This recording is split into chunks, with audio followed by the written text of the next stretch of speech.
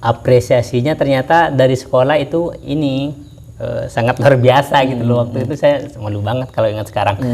Sampai diarak gitu loh. Diarak terus dibawa ke Putri.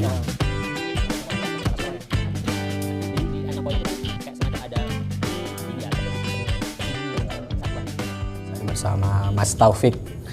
Jadi beliau merupakan seorang pemuda yang disebut-sebut oleh Dahlan Iskan gitu, melawan seorang tokoh besar seperti Gunawan Muhammad, Ulil Absor, kemudian AS Laksana gitu ya, tokoh cerpen Indonesia.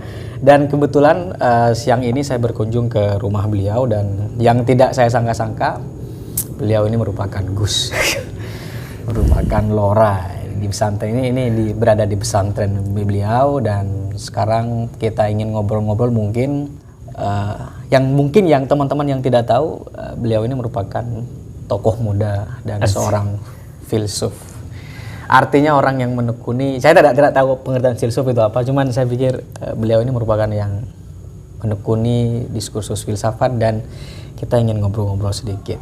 Nah ini mungkin dimulai dari pendidikan dulu. Saya panggil Mas Taufik atau Gus ini yang enaknya? Mas aja. Oke, Mas Taufik ya. Jadi kita mulai dari ini mungkin Mas Taufik ya, dari jenjang pendidikan dulu dimulai dari mana pendidikannya? Ya, saya itu menghabiskan sebagian besar masa kecil saya di sini di Sumeneb ya. Di Sumeneb dan secara khusus itu di Gapura. Di Gapura. Di Gapura. Saya memulai pendidikan formal dari sekolah dasar atau madrasah ibtidaiyah. TK enggak? Enggak, skip. Skip ya? Ya, karena waktu itu untuk masuk madrasah ibtidaiyah enggak ada persyaratan punya ijazah TK. Iya, meskipun dulu ya. Meskipun anak-anak seusia saya waktu itu sudah banyak yang ikut sekolah TK, tapi saya enggak masuk MI. Pertama kali masuk, saya itu sangat enggan ke sekolah karena ada semacam rasa takut, ada rasa horor gitu begitu datang ke sekolah karena dulu saya takut jarum suntik. Oke, identik dengan suntikan-suntikan gitu. Dulu itu entah ada vaksin atau apa gitu ya, vaksin polio atau apa gitu. Tiap semester atau tiap apa gitu selalu ada petugas dari puskesmas terus ini nyuntik anak-anak gitu dan saya takut waktu itu. Itu menyebabkan saya berhenti putus sekolah. Tapi masuk sampai kelas berapa itu waktu itu? Kelas 1 berhenti. Kelas 1 berhenti? Berhenti, hanya gara-gara takut suntikan. Tapi sempat disuntik waktu itu enggak? Enggak sempat, selalu kabur. Oh iya. Jadi jangankan beneran ada suntikan ya, begitu ada orang baru datang ke sekolah, entah itu beneran dokter atau petugas puskesmas itu saya kabur pasti. Meskipun misalnya ada petugas depak tuh, depak datang kunjungan ke sekolah gitu, saya ngelihat ada orang yang baru, saya kabur. Terus gimana? MI-nya di mana terus? MI-nya itu di Nahdlatul Muta'allimin. Artinya waktu itu putus sekolah? Putus sekolah, berhenti, masuk lagi tahun depannya. Sampai tahun depannya. Dan tahun depannya itu tetap menghadapi ketakutan yang sama. Jadi tetap takut dengan jarum suntik. Tapi kemarin sempat menyentuh jarum suntik? Gak pernah di sekolah. Selama MI itu? Selama MI gak pernah. Kabur karena terus? Selalu kabur. Karena selalu antisipasi. Jadi begitu ngeliat orang baru, pasti cabut. Kemudian lanjut ke MTS di tempat yang sama, di Nahdlatul Muta'allimin, lembaganya Kiai Dardiri itu. Terus lulus MTS pindah ke Anukoya, masuk di sekolah di Anukoya itu kan ada banyak lembaga pendidikan ya, satuan pendidikan itu. Saya masuk di MAT, Madrasah Aliyah Tahfidz. Dulu itu MAK, tapi entah ada sejarah apa gitu berubah jadi MAT. Tahfidz berarti hafal Quran di situ. Artinya syaratnya harusnya begitu. Harusnya itu mahasiswa Aliyah Tahfidz itu syarat untuk lulus itu ngafalin juz 30, bukan 30 juz. Iya. Juz 30. Beda ya. Juz 30 dengan 30 juz beda ya. Beda. Jadi syaratnya harus ngafalin 30 juz 30. Tapi karena saya memang bukan jenis orang yang suka menghafal, jadi saya nggak ngafalin. Terus lulusnya gimana? Persyaratan waktu itu? Waktu itu ijazah saya nggak bisa diambil. Jadi saya hanya minta legalisir. Sampai sekarang? Tahun berikutnya baru bisa diambil. Jadi anak-anak yang nggak ngafalin itu ijazahnya ditahan ditangguhkan 1 tahun. Dan saya termasuk di antara orang-orang yang nggak ngapalin 30 itu. Oke. Dan kemarin juga dapat informasi waktu ini karir kamu di dunia kepenulisan katanya dimulai dari MA apa dari MTS sebelumnya? Juara esai nasional gitu. Dari MTS pas masih ada di sini. Jadi dulu itu saya perlu berterima kasih ya kepada koran khususnya ya, karena karir kepenulisan saya itu dibentuk dari koran sebenarnya, bukan dari jurnal-jurnal akademik, enggak. Awalnya dari koran. Jadi dulu itu di Radar Madura itu ada opini yang kayaknya itu dikhususkan untuk anak-anak pesantren. Dan dulu di Nasmod itu santri-santri yang ada yang mukim di Nasmod itu kayak terbentuk semacam iklim untuk berlomba-lomba nulis ke Radar Madura dan di sana.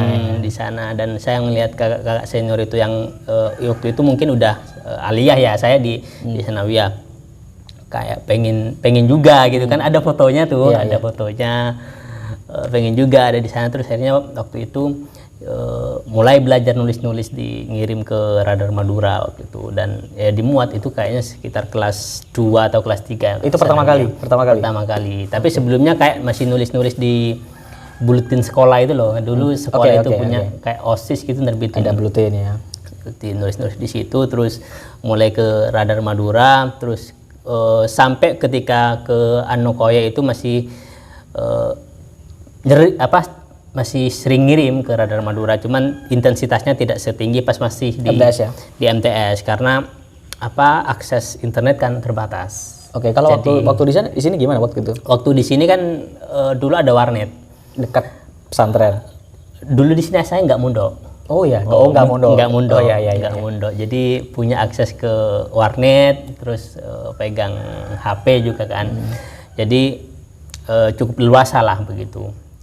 Dan kadang juga pinjem fasilitas kantor. Kantor. Ada komputer di sini gitu. Dan begitu ke Anokoya, karena akses kepada internet itu cukup terbatas, walaupun ada celah-celah yang bisa dimasuki gitu. Akhirnya berkurang intensitas mengirim ke koran, dan waktu itu saya lebih banyak ikut lomba. Di Anokoya itu kalau di sini semangatnya itu kayak ngirim ke koran. Di Anokoya itu saya ngelihat agak beda, walaupun semangat untuk ngirim ke koran waktu itu juga tetap ada, cukup tinggi ya. Kalau kita lihat di Radar Madura itu, kalau nggak santri Anokoya, santri mana, kebanyakan santri gitu kan. Cuman waktu itu saya lebih tertarik untuk ngikut lomba esai gitu. Karena ngelihat senior dia punya prestasi nasional, jadi juara lomba esai di mana-mana gitu.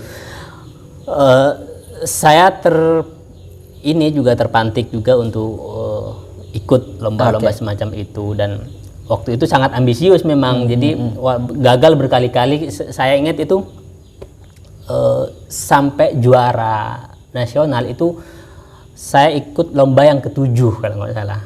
Jadi 6 kali sebelumnya itu gagal. 6 kali yang gagal. Terakhir ini juara berapa? Yang terakhir yang ke-7? Terakhir itu juara 1. Lomba apa tema waktu itu?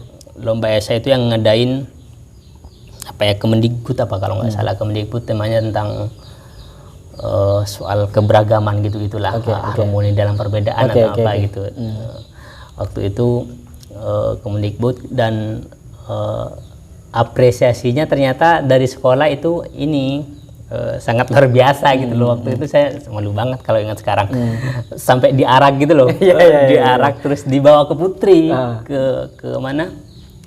Ke pondok ke sekolah Putri, MA Putri. Nah, di Anokoya itu kan kayak semacam ada kompetisi tersembunyi antara satuan pendidikan itu MA 1, MA Tafid, MA Putri itu kayak berkompetisi gitu loh.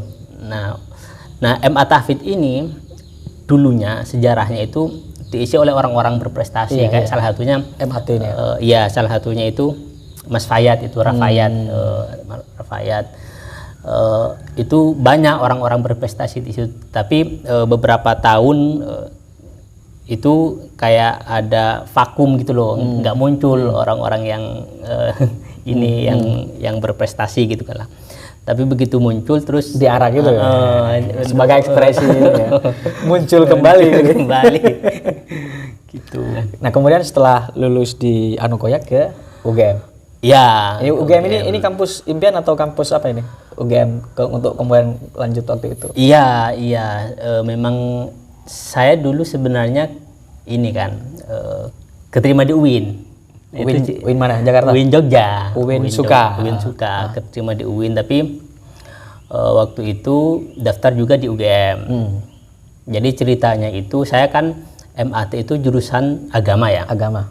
Jurusan agama. Nah, jurusan agama ini nggak bisa daftar di kampus umum via SNPTN. Iya, waktu itu. Jadi SNPTN itu yang cuma nyetor nilai itu loh. Nggak pakai tes. Nah, saya itu sebagai anak jurusan agama itu nggak bisa daftar UGM sebagai kampus umum itu via SNPTN. Jadi kalau mau masuk UGM, saya itu harus tes. Tes lagi di sana? Tes. Tes umum ya? Tes tulis biasa gitu. Oke.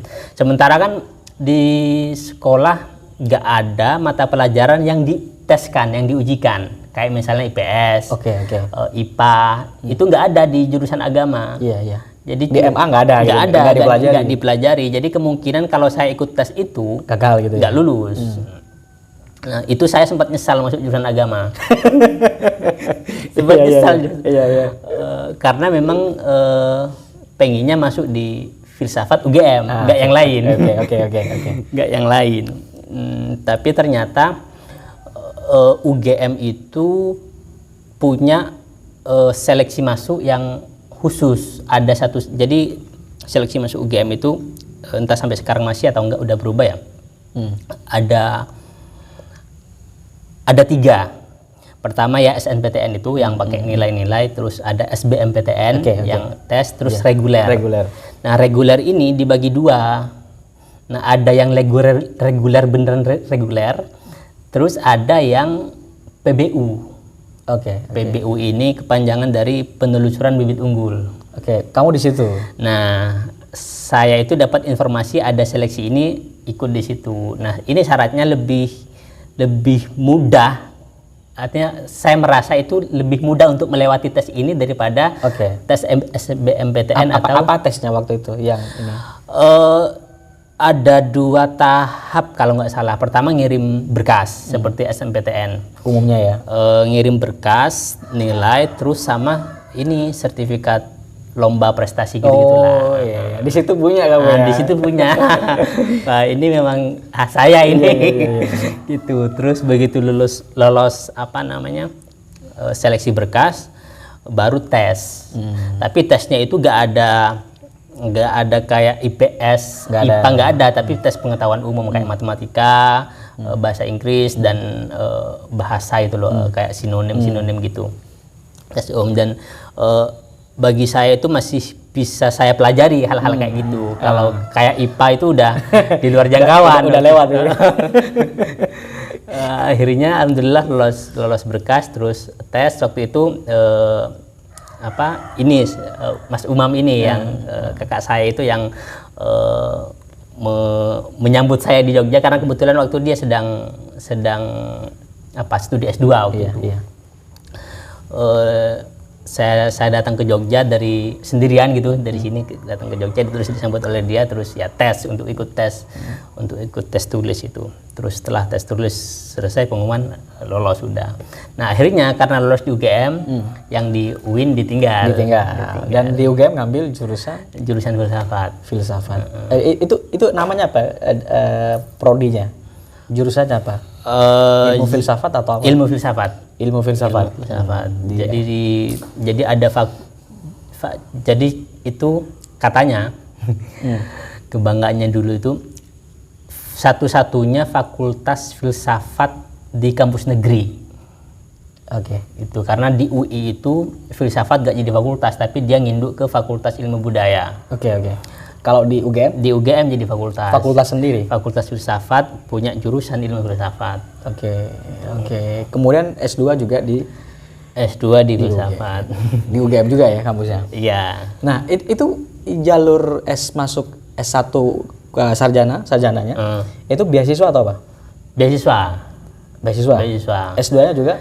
S2-nya juga beasiswa. Nah, ini seputar Mas Taufik ya, orang yang bertanya siapa yang berdebat dengan, dan mungkin juga tulisan-tulisan yang lain yang juga muncul di situs kamu apa kemarin? Anatomi ya?